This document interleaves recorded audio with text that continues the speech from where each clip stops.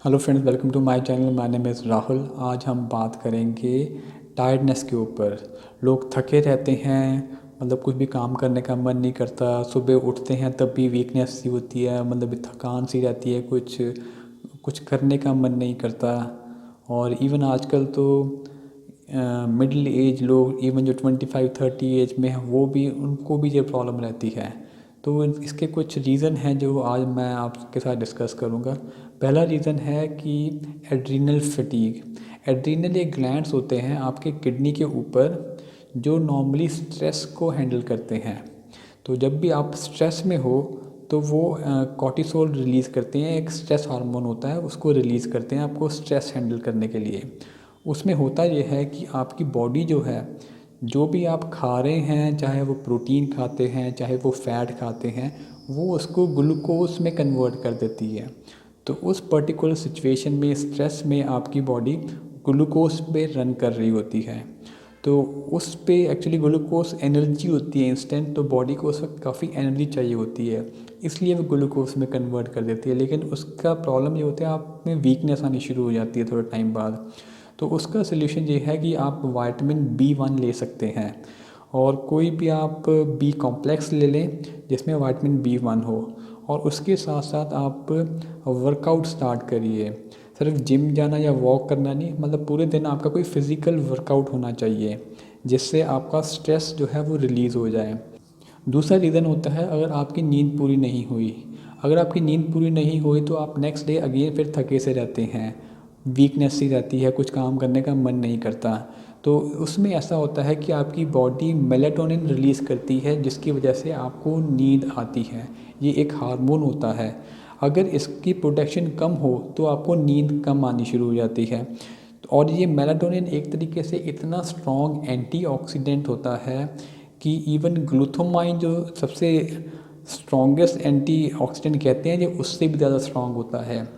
ये आपका पूरा स्ट्रेस को हैंडल करता है, ये इवन आपके फ्री रेडिकल्स को हटाता है। तो ये बड़ा इम्पॉर्टेंट है। तो इसको बढ़ाने के लिए आप अपनी बॉडी को सन के अंदर एक्सपोज कर सकते हैं। अगर आपके पास टाइम नहीं मिलता, सुबह ऑफिस चले जाते हो, तो आप उसका ऑल्टरनेटिव ये है, आप विटामिन D3 का सप्लीमेंट लीजिए। और उसके साथ एक इंफ्रारेड बल्ब आते हैं, उसमें से इंफ्रारेड रेज निकलती है, उसको एक्सपोज करिए। तो नॉर्मली जो सन में ऑलमोस्ट 50% इंफ्रारेड रेज होती है, वो आपको चाहिए होती है। वो मेलाटोनिन को एक्टिवेट करती है, कि जिसकी वजह से आपको नींद आए। तो ये बड़ा इम्पॉर्टेंट एक पॉइंट है। इसके साथ फिर तीसरा पॉइंट है जिसकी वजह से आप टायर्ड रहते हैं, वो होता है अगर आपको पास में कुछ इन्फेक्शन हुआ है या बीमार हुए हो, या फिर जैसे आप किसी को कोरोना हुआ है, तो उसके बाद वो बड़े थके रहते हैं, वीकनेस रहती है, बॉडी रिकवर नहीं हो रही।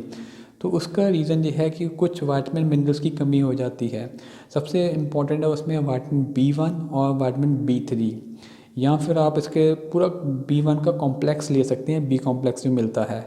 या फिर नेचुरली जाना चाहते हो तो एक न्यूट्रिशनल यीस्ट आता है, आप वो भी ले सकते हैं, वो भी बहुत अच्छी चीज़ है। और इसके साथ आपने विटामिन D3, जिंक और NAC करके सप्लीमेंट आता है। तो इन सब सप्लीमेंट का मैं लिंक नीचे डिस्क्रिप्शन में डाल दूँगा। चौथा रीज़न होता है, अगर आपकी बॉडी इंसुलिन रेजिस्टेंस है।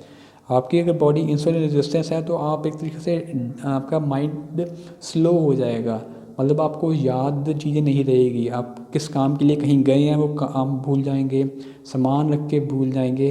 तो ये एक इंसुलिन रेजिस्टेंस का सिम्टम है कि आपकी बॉडी में इंसुलिन ज़्यादा प्रोड्यूस हो रही है। तो इसके लिए आप ये कर सकते हैं कि कार्बोहाइड्रेट घटा सकते हैं अपनी डाइट से। कार्बोहाइड्रेट सबसे ज़्यादा होती है रोटी, जो हम अनाज की रोटी खाते हैं। तो उसका आप सोल्यूशन ये कर सकते हैं कि अनाज का जब भी रोटी बनती है, सुबह दोपहर शाम, उसमें आप पालक या मेथी या कोई भी ग्रीन वेजिटेबल डाल सकते हैं। क्योंकि रोटी सबसे ज़्यादा प्रॉब्लम क्रिएट करती है। बाकी आप दाल खा लो, सब्जी खा लो, जो भी खा लो, वो डाइजेस्ट ईजिली हो जाती है। लेकिन रोटी जो है वो ऑलमोस्ट 16 घंटे रहती है, फ्रूट 4 घंटे और सब्जी 6 घंटे। तो रोटी को जल्दी डाइजेस्ट करने के लिए आप उसमें पालक, मेथी या कोई भी चीज़ आप खा उसमें डाल के उसको खाइए। जैसे आप पराठे अगर खाते हो, गोभी के पराठे या आलू के पराठे, वो कंपैरेटिवली रोटी से जल्दी डाइजेस्ट हो जाते हैं। तो आप ये कर सकते हैं। और पांचवा रीज़न है कि अगर आपकी बॉडी में स्टमक एसिड कम हो जाए, मतलब पेट में स्टमक एसिड कम हो जाए, आप डॉक्टर के पास जाते हैं और डॉक्टर कहता है कि एसिड आपका ज़्यादा है, लेकिन ऐसा कभी भी नहीं होता कि आपका एसिड ज़्यादा है, वो कभी भी नहीं होता। एसिड का मतलब है, जैसे आयुर्वेदा में कहते हैं जठर अग्नि, तो पेट में जब अग्नि अगर वो कहते हैं कि ज़्यादा है, ऐसा तो कभी नहीं हो रहा, आप बूढ़े हो रहे हो और आपका अग्नि ज़्यादा हो रही है, आपकी अग्नि कम हो रही है, वो ऊपर से आपको एंटी एसिड दे देते हैं।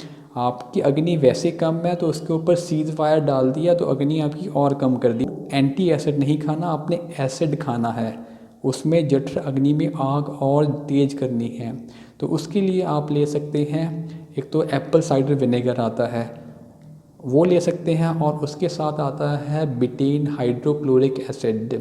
ये वही एसिड होता है जो आपके पेट में होता है, और ये सेम एसिड ही है जो आपका हार्पिक में होता है, जिससे आप बाथरूम में पॉट साफ़ करते हैं।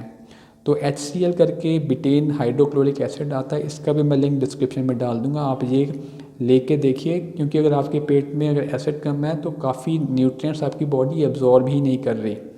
तो लास्ट रीज़न है कि आपके बॉडी में कोई ना कोई विटामिन की डेफिशिएंसी होगी।